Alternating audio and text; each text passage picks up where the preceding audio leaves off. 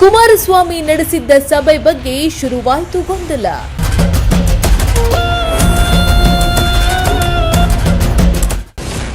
ರೈತರ ಹೇಳಿಕೆಗೆ ತಿರುಗೇಟು ಕೊಟ್ಟ ಶಾಸಕ ರವಿಕುಮಾರ್.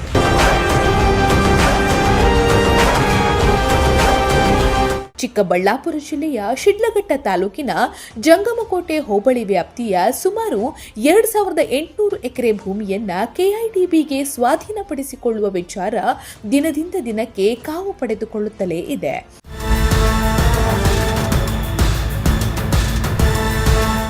ಹೌದು, ಕಳೆದ ವಾರ ಕೇಂದ್ರ ಸಚಿವ ಎಚ್.ಡಿ. ಕುಮಾರಸ್ವಾಮಿ ಹಾಗೂ ಶಿಡ್ಲಘಟ್ಟ ಶಾಸಕ ಬಿಎನ್ ರವಿಕುಮಾರ್ ನೇತೃತ್ವದಲ್ಲಿ ರೈತ ಮುಖಂಡರೊಂದಿಗೆ ಸಭೆ ನಡೆದಿತ್ತು. ಸಭೆಯಲ್ಲಿ ಭೂ ಸ್ವಾಧೀನದ ವಿರುದ್ಧ ರೈತರ ಹೋರಾಟಕ್ಕೆ ಬೆಂಬಲ ನೀಡುವುದಾಗಿ ಭರವಸೆ ನೀಡಲಾಗಿದೆ ಎಂದು ರೈತ ಮುಖಂಡರು ಚಿಕ್ಕಬಳ್ಳಾಪುರದಲ್ಲಿ ಸುದ್ದಿಗೋಷ್ಠಿ ನಡೆಸಿ ಹೇಳಿಕೊಂಡಿದ್ದಾರೆ. 13 ಹಳ್ಳಿಗಳ 2823 ಎಕರೆ ಭೂಮಿ ವಿಚಾರದಲ್ಲಿ ಇಂದಿಗೆ 115 ದಿನದ ಹೋರಾಟವನ್ನು ಮುಂದುವರಿತೈತೆ. ಈ ಸಂದರ್ಭದಲ್ಲಿ ಕರ್ನಾಟಕ ರಾಜ್ಯದ ಮಾಜಿ ಮುಖ್ಯಮಂತ್ರಿಗಳು, ಕೇಂದ್ರದ ಸಚಿವರಾದಂಥ ಕುಮಾರಣ್ಣನವರು ಬಿಡದಿಯ ಹೋರಾಟದಲ್ಲಿ ಭಾಗವಹಿಸಿ ರೈತರ ಪರವಾಗಿ ತಾವು ಏನು ಇರ್ತೀವಿ ಅಂತ ಹೇಳಿಕೆಯನ್ನು ಕೊಟ್ಟಿದ್ದರು. ಆ ಹೇಳಿಕೆಯ ಪೂರಕವಾಗಿ ನಾವು ಕೂಡ ಮಾನ್ಯ ಕುಮಾರಣ್ಣವರನ್ನು ಭೇಟಿ ಮಾಡಿದ್ವಿ.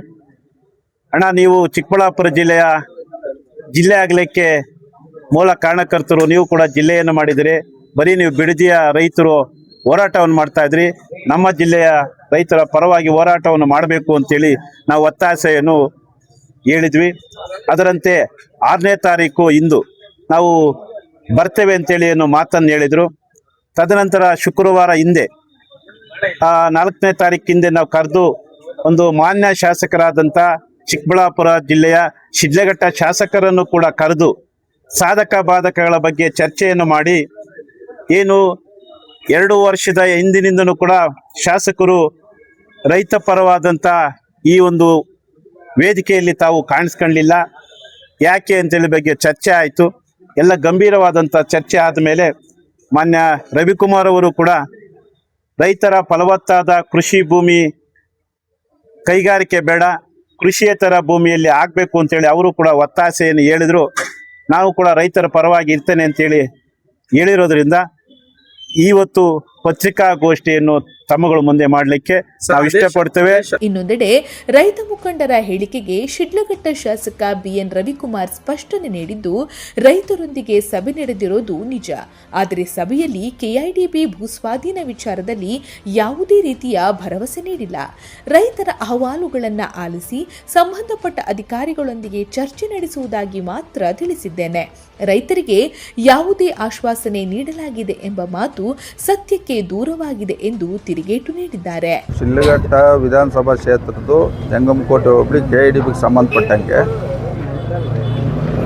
ಮೊನ್ನೆ ಶನಿವಾರ ಈ ರಾಜ್ಯದ ಮಾಜಿ ಮುಖ್ಯಮಂತ್ರಿಗಳು, ಕೇಂದ್ರ ಸಚಿವರಾದಂಥ ಕುಮಾರಣ್ಣವ್ರ ಮುಂದೆ ಒಂದು ರೈತರ ಸಂಘದ ಅಧ್ಯಕ್ಷರು, ಪದಾಧಿಕಾರಿಗಳು, ಆ ಭಾಗದ ರೈತರು ಒಂದು ಸಭೆಯನ್ನು ಮಾಡಿ, ಆ ಒಂದು ಸಭೆಯಲ್ಲಿ ಕುಮಾರಣ್ಣವರು ಇದ್ರ ಬಗ್ಗೆ ಸಂಪೂರ್ಣವಾಗಿ ನಮ್ಮ ಕೆಐಡಿಬಿ ಅಧಿಕಾರಿಗಳಿಂದ ಮಾಹಿತಿ ತಗೊಂಡು ಮುಂದೆ ಇದಕ್ಕೆ ಯಾವ ರೀತಿ ರೈತರಿಗೆ ಅನುಕೂಲ ಆಗೋಂಥದ್ದನ್ನ ನಾವು ಒಂದು ತೀರ್ಮಾನ ಮಾಡ್ತೀರಿ ಅಂತ ಹೇಳಿದ್ದಾರೆ. ಅಷ್ಟು ಬಿಟ್ಟು ಬೇರೆ ಇನ್ಯಾವುದೇ ಆ ಸಭೆಯಲ್ಲಿ ಕುಮಾರಣ್ಣವ್ರು ಆಶ್ವಾಸನೆ ಕೊಡ್ತಕ್ಕಂಥದ್ದಾಗ್ಬೋದು, ಇಲ್ಲ ನಾವು ಕೊಡತಕ್ಕಂಥದ್ದಾಗ್ಬೋದು, ಯಾವುದೂ ಆಗಿಲ್ಲ. ಒಟ್ಟಲ್ಲಿ ಕೆಐಡಿಬಿ ಭೂಸ್ವಾಧೀನ ವಿಚಾರದಲ್ಲಿ ರೈತ ಮುಖಂಡರು ಹಾಗೂ ಜನಪ್ರತಿನಿಧಿಗಳ ಹೇಳಿಕೆಗಳು ಪರಸ್ಪರ ಭಿನ್ನವಾಗಿದ್ದು, ಈ ವಿವಾದ ಮತ್ತಷ್ಟು ರಾಜಕೀಯ ಸ್ವರೂಪ ಪಡೆದುಕೊಳ್ಳುವ ಸಾಧ್ಯತೆ ಕಂಡುಬರ್ತಿದೆ. ಮೋಹನ್ ಕುಮಾರ್, ಪ್ರಜಾಶಕ್ತಿ ಟಿವಿ, ಚಿಕ್ಕಬಳ್ಳಾಪುರ.